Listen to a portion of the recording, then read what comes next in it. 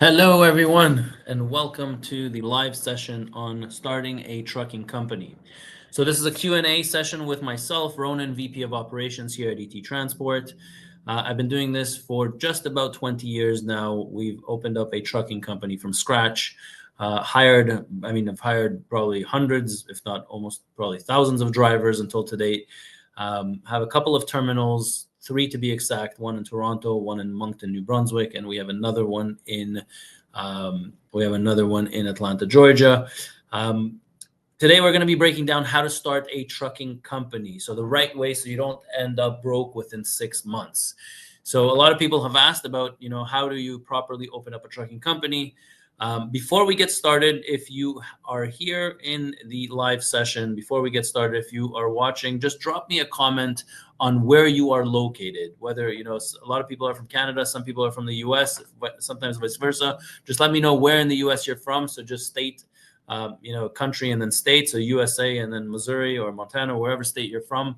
I'd love to, know where you guys are all from. Okay. So hello, welcome, Nate from Toronto. Good afternoon. Kentucky, Brampton, Ontario. Perfect. So, awesome. Thank you, guys. So,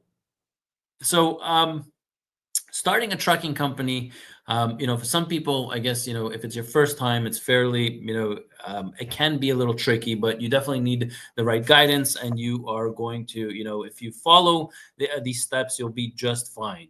Now, what I see is, the most successful trucking companies usually are the ones that are either dispatchers, owner operators, company drivers, and entrepreneurs. So these are one of the four buckets that I see people starting out a trucking company. I myself, I started off in dispatching, and then I was an entrepreneur and still am, and I really wanted to get into open up a trucking company. So if you can, just take a second and write in the comments, which one are you? Are you a dispatcher? Are you currently an owner operator? Or are you an entrepreneur or a company driver and wanting to, either we start off with, a lot of people I see, you start off by dispatching yourself. So it's an owner operator that really wants to, save the percentage. So in the US, it's very common, to do the 88-12. So 88 of the gross earnings, and then 12% you would give to the company that you're working for. But in all honesty, you never really know how much money that company is actually taking. A lot of people, skim from the top. So please, in the comments, I'd love to know if you're a company driver, owner operator, or an entrepreneur. It'll definitely help me guide in which direction I should lead this conversation. But again, very successful people that are dispatchers, very successful owner operators have, I would say probably the highest success rates are owner operators that want to dispatch themselves. That's very simple to do. And then scaling. So if you're an owner operator, you want to dispatch yourself, and then you start scaling your operation. So you buy a second truck, a third truck, a fourth truck. Now, it doesn't matter what bucket list you're in. It doesn't matter which bucket list you're in. The first thing that you want to kind of focus on would be a business plan. Okay. So the reason a business plan is so important in our industry right when you're starting out from the beginning is because it is your roadmap, and it helps you stay focused, and it helps you, to stay in line, and it definitely keeps you organized. That business plan is like your Bible. And you kind of move forward with it. So is your company going to be doing local work? Are you going to be doing highway? Are you doing cross-border? If you're in Canada, you want to do cross-border. If you're in the US, you probably just want to do interstating.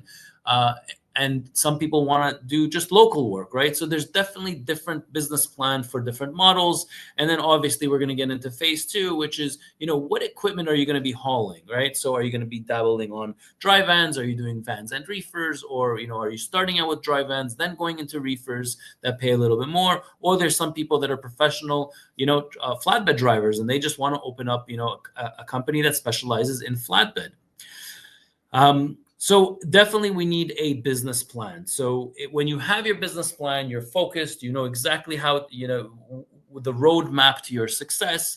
And I actually do offer this service of, to put together a business plan for people is something that I've been doing for quite some time now. I'd love to share my screen with you guys just to show you, but So a business plan is definitely something that I help people put together. It's probably a 3-hour session where I dive into all the information, and then after that we would give you a business plan that's ready for funding or ready for the banks. It speaks the language of the banks. They want to see the pros, they want to see the cons, they want to see analytics, and it's all inside of that business plan. So when you decide to open up a trucking company, there's certain steps that you need to take. And the first one is obviously setting up your trucking company. We all know, you can register online literally within minutes to have your corporation. Then you're going to need your EIN number. After that, you need your MC and DOT, your BOC3 filing. I mean, I have a guide for that. If anybody wants, definitely can guide you step by step of what you need to do in order to open up your trucking company. The biggest mistakes that people make in this phase, I would say, is people buy a truck before registering their company. So I highly recommend that if you are the driver, if you are the entrepreneur, I would not register. I would not be purchasing a truck right away. Okay. And the second biggest mistake people do, especially the owner operators, is they quit their job a little bit too soon. Okay. So a lot of times I would say hold off on quitting your job. Make sure you are, you're midway through the process, and then I would take the truck out of the company that you're currently in right now. The second thing I would, start looking at is how are you buying that truck? So if you're a company driver, if you're an owner, if you are a entrepreneur or even a truck driver, how are you going to be buying that truck? Are you doing a loan? Are you doing a lease? Are you going to do a down payment? How much of a down payment are you doing? What's the duration of the lease? Where I see a lot of people making mistakes on the duration of their lease. There's definitely things that lenders are looking for, and you need to kind of, make sure that when you're buying a truck, if it's a 2-year-old truck or a 3-year-old truck, that you're financing it over the course of 2 or 3 years and not over the course of 5 or 6 years. I always see, the biggest mistakes that I see with people financing their trucks is they buy a 3 or 4-year-old truck and somehow they get financing for the next 5 or 6 years. By year 3, I mean, that truck is extremely problematic and they don't know what to do. The balance owing on the truck is far greater than what that truck is worth, and they run into a lot of problems. So for those of you that are here, I mean, I'd really love to know what brand can you rely on. So for those of you that are thinking of buying a truck, what truck make model are you looking for? Is it a Cascadia? Is it a Volvo, a Peterbilt, a Kenworth? Just drop a comment. Let me know just so I can see where you guys are. What trucks you think are probably the most reliable out there. So I got a couple of Freightliner, Volvo. I got one guy that's buying cash. I think that is by far the best way if you have the cash. Let's keep going, guys. So if you can put the comment down below, I mean, which truck do you feel most comfortable going for when you're buying when you're opening up a trucking company? So I see here one Kenworth is best. I see another one Volvo or Freightliner. Definitely I see Freightliners being the winner. I just want to get a couple of more comments. Daycab, Volvo, let's see, Scania would invest in equipment right now. Volvos, Freightliner. Okay, so I think the biggest winners I would say is probably the Volvos and the Freightliners. I got one W900, one Freightliner. So yes, I mean, all are good options, but I mean, definitely how you're going to buy it is going to depend a lot on your success. Are you financing? Are you leasing? Or are you buying it outright? At what point should you buy it outright?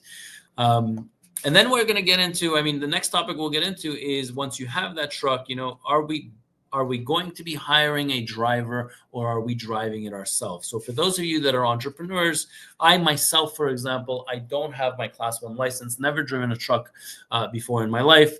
For me, the only option was to recruit a driver. Now, recruiting a driver, I mean, I'm sure a lot of you guys here that are drivers, that it's not, the simplest process. There's a lot of paperwork that's involved, and you have to decide how are you going to pay these drivers. So are you going to pay them the gross structure? Are you going to pay them mileage? Are you going to pay them hourly? These are all decisions that you're going to need to make, and it's going to be a part of your roadmap in your business plan, right? So all these, you do need to kind of hammer out at the beginning when you have your roadmap. Drug testing, MVRs, PSPs, What kind of communications are you going to have with your drivers? How are you going to communicate with drivers when you hire one?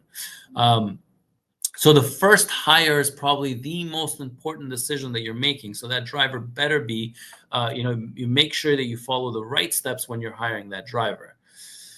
Will be comes better. Okay, so drive myself. So we're getting a lot of comments coming in, which is great.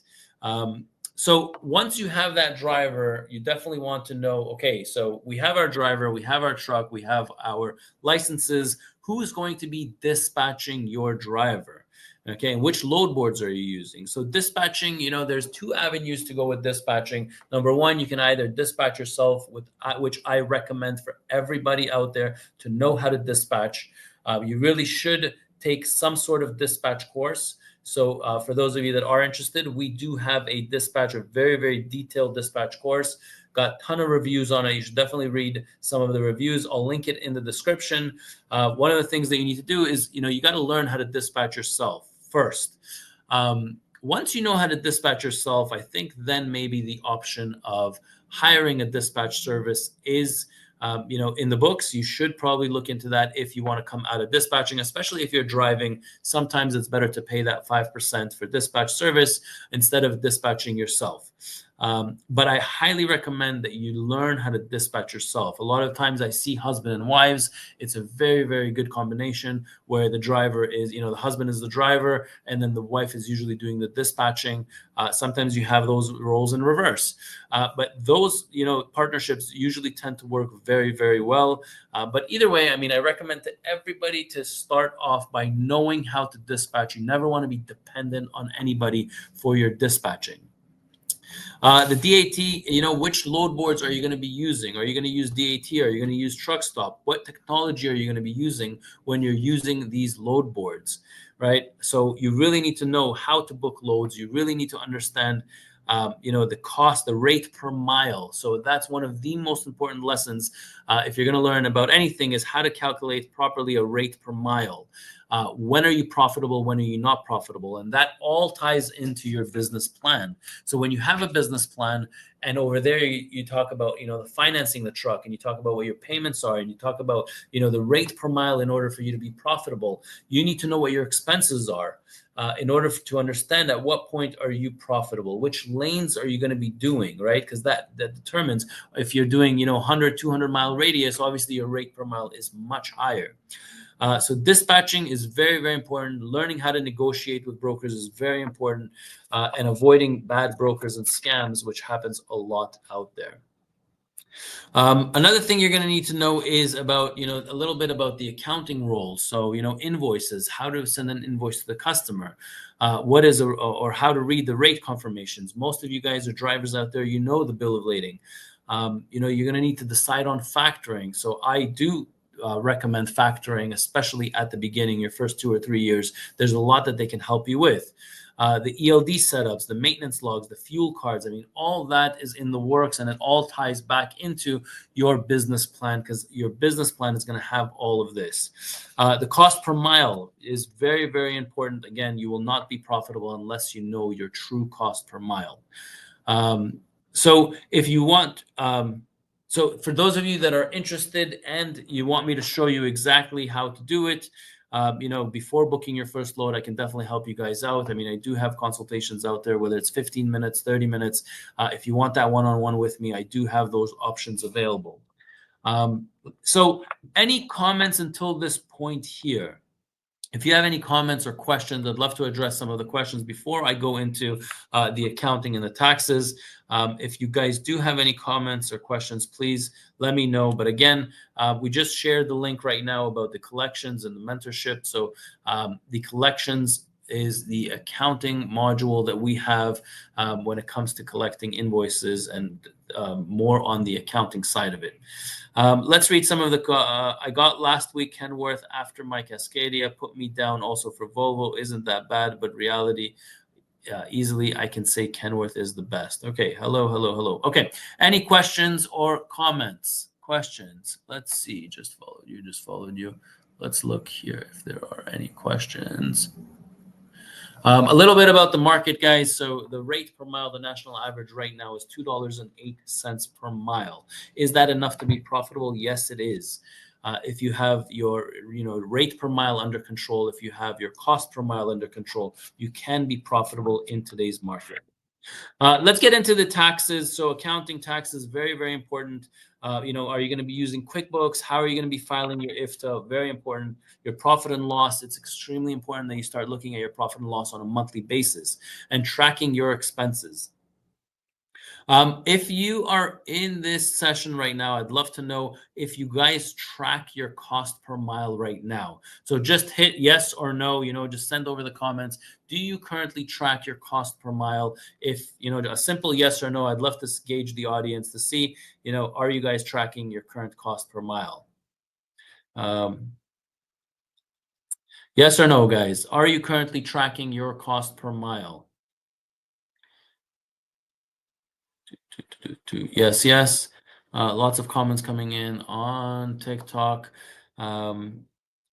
So are you currently tracking? Yes, of course. Yes, of course. Yes, we are.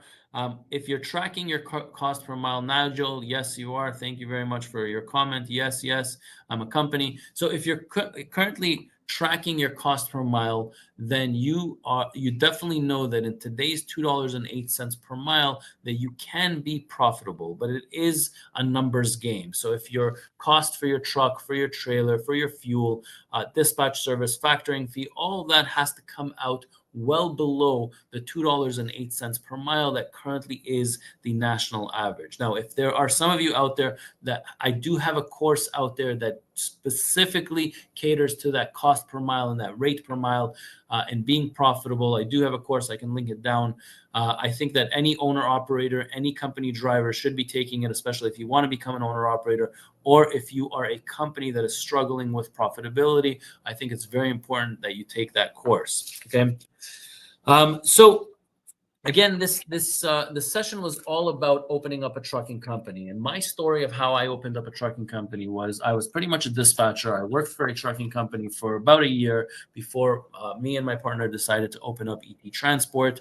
One of the things that I did was I was inside that dispatch room for about 6 months before I went off on my own.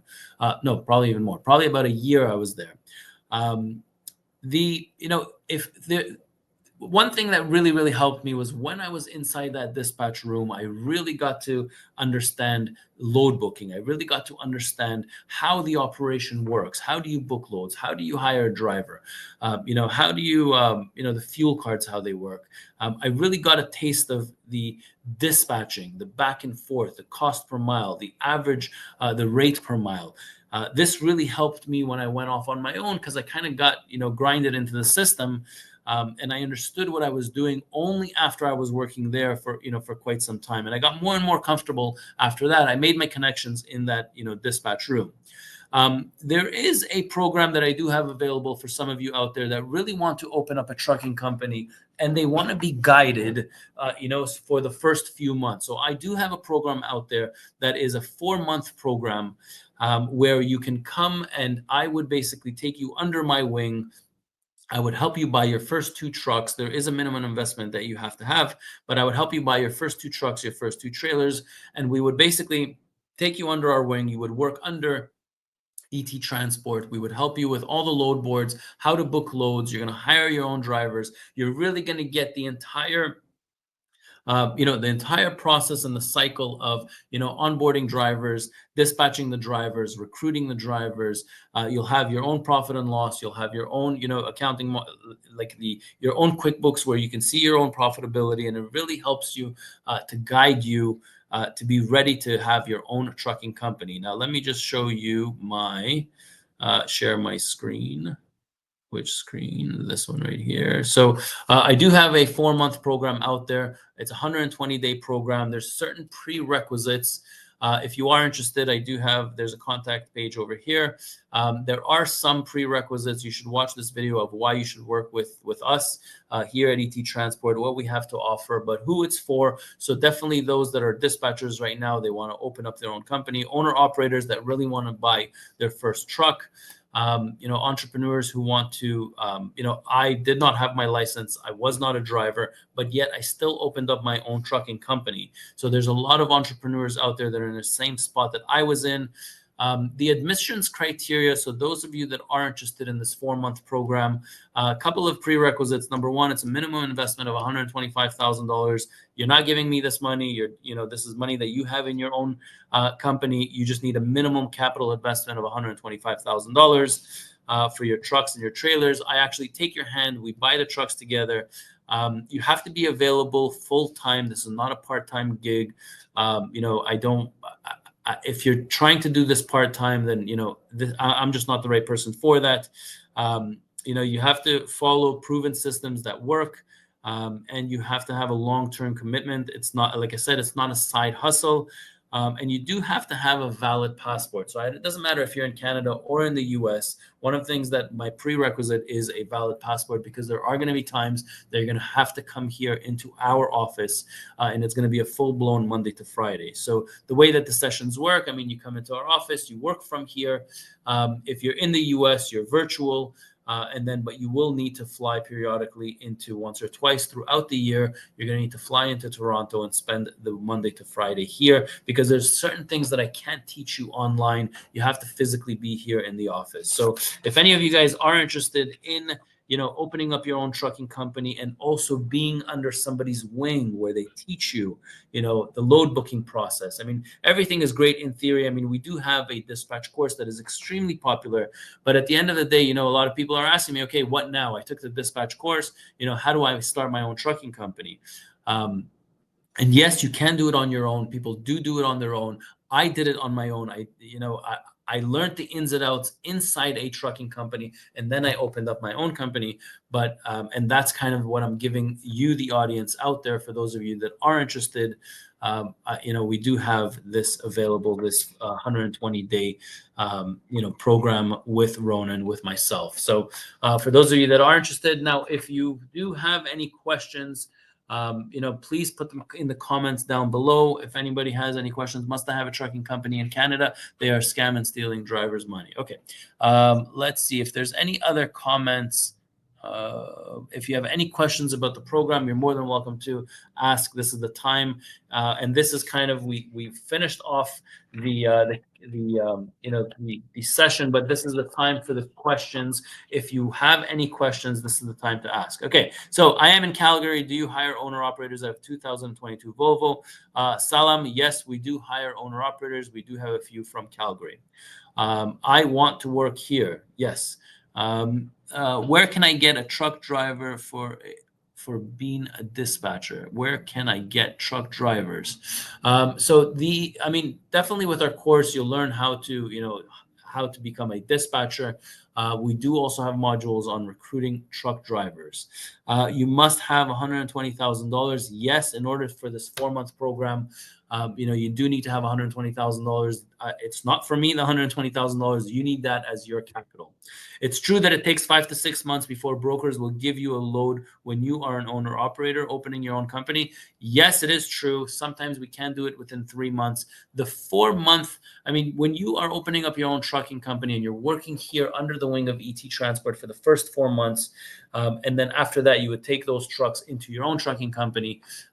We kind of let your MC age, and we kind of teach you how to work with load brokers, how to recruit your own drivers, how to plate your trucks. Really, there's a whole system in place to teach you everything from start to finish. Do you have a lease purchase program? Yes, we do have a lease purchase program.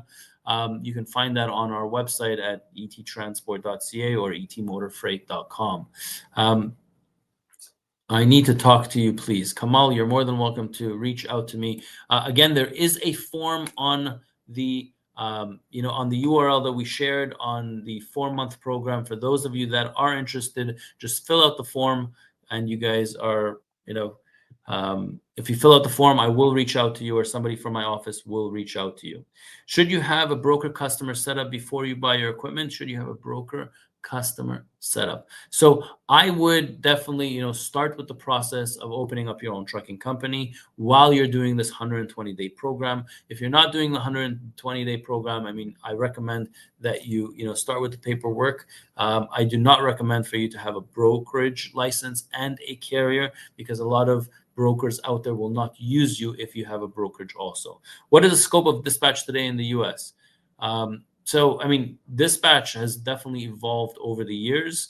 It's not like it was 15, 20 years ago. There's a lot more right now that a dispatcher needs to know. I mean, hours of service, monitoring drivers' logbooks, load booking, dispatching. There's so much that, a dispatcher does today. A lot of these things the dispatcher did not do back in the day.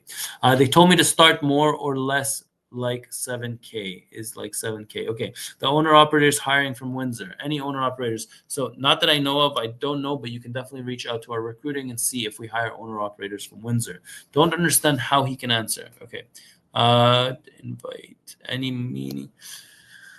Loads going to the same area. Okay. Any questions about opening up a trucking company? I created an MC in 2022, but never used it.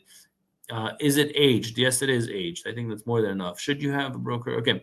Any other comments, guys, about opening up your own trucking company? This is the time to ask. Okay. I guess there are no more questions. Meaning pick and delivery. Okay, let's see if there's any more questions, guys. This is the time to ask. Hey, sir. Hello. Don't understand. Hope he can answer. Don't understand what? Invite comments now to join as a guest. Okay. All right. So if there are no more, how get connected on Amazon? So Amazon has a feature called Amazon Relay. When you open up your own trucking company, you can go on board with Amazon Relay. Where do you get funds to get a truck? With your business plan, you should be able to go to the banks if you have good credit. There's a lot of government programs that help with your first business, even second business. When you're opening up your own business, there's a lot of government programs that will help you with funding. I know Business Development of Canada has it. I know in the US they also have it. But again, you're going to need a detailed business plan, and you're going to need to explain to the bank why you're going to be profitable and how you're going to be profitable. Okay. I want to be a freight dispatcher, not open a company, or they are the same. So no, if you want to be a freight dispatcher, you can be a dispatcher. We do have a course on how to become a dispatcher. So if you go into truckingacademy.us, they're under courses. So we have the truck dispatcher training course, the freight broker course, the cost of running a mile, the opening up a trucking company course, and the accounts receivable course. Now, one thing that I do recommend to everybody, guys, is use the free resources here on truckingacademy.us. Okay, there's a lot of free resources, free downloads that you can just download and use those free resources. How much should a team driver make a week as an owner operator? Team drivers usually make about $4,000 per week in net. Truck dispatcher course is for Canadian. No, it's more meant for the US. We also have the Canadian module, so it's both for Canadians and Americans.